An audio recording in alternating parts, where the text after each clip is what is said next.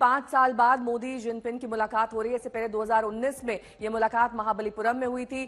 तो रूस में भारत चीन के बीच रिश्तों की क्या इसे नई शुरुआत कहा जा सकता है? कजान में क्या कूटनीतिक करवट ले सकती है, एक बड़ा सवाल बना हुआ है, क्योंकि आज जो मुलाकात होनी है उसमें भारत और चीन क्या फिर से दोस्त बन पाएंगे, ये सबके जहन में सवाल है। चीन पर भारत कितना भरोसा कर सकता है, यह भी एक बड़ा सवाल बना हुआ है। इसके साथ ही दोस्ती की नई शुरुआत, नया आगाज, इसे कहां तक कहा जा सकता है, ये जानने के लिए सीधे रुख कर लेते हैं। गीता मोहन मेरे सहयोगी इस वक्त तमाम जानकारी के साथ जुड़ गई हैं। गीता, क्या दोस्ती की नई इबारत कजान में लिखी जाएगी, या फिर यह कहा जा सकता है कि आज जो ये द्विपक्षीय वार्ता हो रही है ये भारत और चीन के रिश्तों को और मजबूती देगी और प्रगाढ़ करेगी, या फिर ऐसा हो पाना नामुमकिन सा लगता है? क्योंकि जो पिछली हरकतें हैं चीन की, उनसे सबक लेते हुए भारत भी फूंक फूंक कर कदम रखेगा। ऐसा नहीं है कि आप जो है एक एक्सरसाइज पर मान गए हैं डोकलाम और डेप्सांग में, तो उससे हमें कोई प्रोत्साहन मिल रहा है या इस बात की आश्वासन मिल रहा है कि आपके रिश्ते और हमारे रिश्ते बेहतर हो जाएंगे। देखिए नेहा, जिस तरीके से चाइनीज फॉरेन मिनिस्ट्री के स्टेटमेंट्स आए हैं जहां पे उन्होंने कहा कि हम जो डिसीजंस होंगे उनको इम्प्लीमेंट करेंगे फेज बाय फेज मैनर में, देखते हैं आगे क्या होता है, तो थोड़ी एम्बिग्युइटी भी है उसमें। ये बहुत बड़ा कदम है दोनों देशों के लिए, क्योंकि 5 साल तक भारत ने अपना स्टैंड बदला नहीं।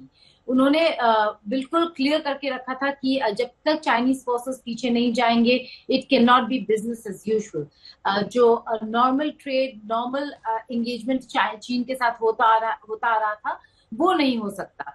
तो इंडिया का पोजीशन काफी स्ट्रांग था, इंडिया झुका नहीं, इंडिया बिल्कुल डगमगाया नहीं, और इसीलिए अब आप देख रहे हैं 5 साल बाद एक स्ट्रक्चर्ड मीटिंग हो रहा है। हालांकि 2 ऐसे मीटिंग्स पहले हो चुके हैं जो स्ट्रक्चर्ड नहीं थे।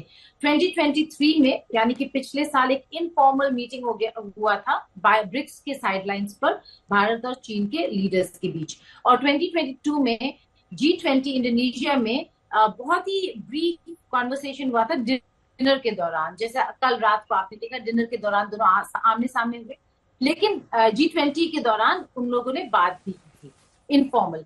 ये पहला स्ट्रक्चर्ड डायलॉग है दोनों लीडर्स के बीच, और ये तब आ रहा है जब उनके जो ऑफिसर्स हैं, मंत्री हैं, उन्होंने मिलकर बैठकर जो मसले थे उनका हल ढूंढ लिया है, और तब जाके लीडरशिप लेवल पर बातचीत हो रही है। तो इम्पोर्टेंट है, बहुत ही इम्पोर्टेंट कदम है।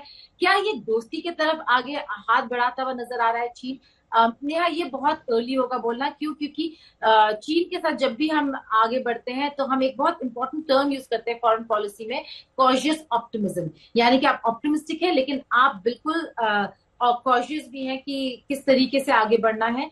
आप देखेंगे कि अगर 2 हफ्ते 3 हफ्ते बाद ये मीटिंग सही निकल गया और चीन के अगर कुछ एजेंडा आइटम्स थे, क्योंकि अमेरिका और वेस्ट चीन की तरफ बहुत ज्यादा फोकस्ड है, तो उसके बाद आप देखेंगे शायद वो उसी तरीके से इम्प्लीमेंट ना करे जिस तरीके से अग्रीमेंट हुआ था। तो थोड़ा इंतजार करते हैं, देखते हैं चीन किस तरीके से विड्रॉ करता है उन टेंशन एरियाज और फ्रिक्शन पॉइंट्स से। ठीक है, मैं लौटूंगी आपके पास गीता। इस वक्त मंजीत नेगी मेरे सहयोगी जुड़ गए हैं तमाम जानकारी के साथ। मंजीत, कई बार चीन ने इतिहास भी दोहराया है, उन्होंने जिन चीजों पर अग्रीमेंट किया वो बातें कई बार उल्लंघन भी उसका किया है। अगर आज ऑन पेपर भी किसी तरह का अग्रीमेंट होता है या द्विपक्षीय वार्ता ये सफल मानी जाती है, तो क्या चीन आने वाले वक्त में भारत से संबंध प्रगाढ़ करने पर और शायद दोस्ती का हाथ बढ़ाने पर जोर दे सके? क्या ये चीन का एक नया रूप हम देख सकते हैं, या फिर ऐसा कहना बहुत जल्दबाजी होगी? जो राजनीतिक स्तर पर कवायद शुरू हुई है उसको तो महत्वपूर्ण जरूर है, लेकिन मैं सैन्य स्तर पर बात करूं तो कल सेना प्रमुख जनरल उपेंद्र द्विवेदी का जो एक बयान है वो बहुत इंपॉर्टेंट है। उन्होंने कहा कि पहली बात जो है, पहला पॉइंट ये है कि दोनों सेनाओं के बीच विश्वास कायम होना चाहिए। अभी राजनयिक स्तर पर ये पहल शुरू हुई है, लेकिन अगर मैं जमीन की बात करूं, दक्षांग प्लेन की बात करूं, जमचौक की बात करूं, जहां पर सबसे ज्यादा विवाद है दोनों सेनाओं के बीच में, जिसको सेना प्रमुख ने कहा कि हमारे बीच में विश्वास तब कायम होगा और हालात को हम सामान्य तब कहेंगे जब हम अप्रैल 2020 की स्थिति में पहुंचेंगे। और उसके लिए उन्होंने 2 बार 3 बार इस बात पर कहा कि दोनों सेनाओं के बीच में भरोसा कायम होना जरूरी है।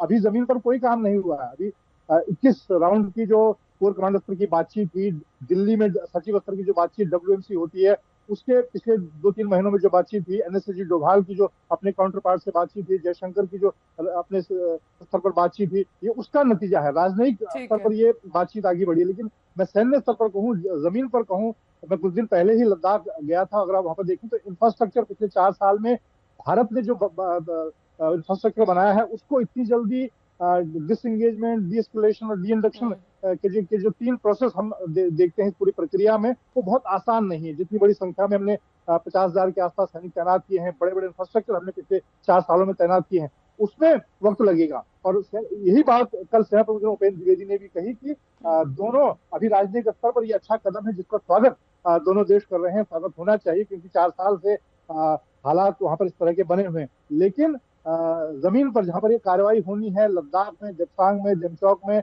और बाकी फ्रिक्शन पॉइंट्स पर, वहां पर आने वाले दिनों में ये देखना होगा कि दोनों सेना और खासतौर से चीन का क्या रुख होता है। नया ठीक है, बहुत बहुत शुक्रिया गीता और मंजीत इस तमाम जानकारी के लिए आपका।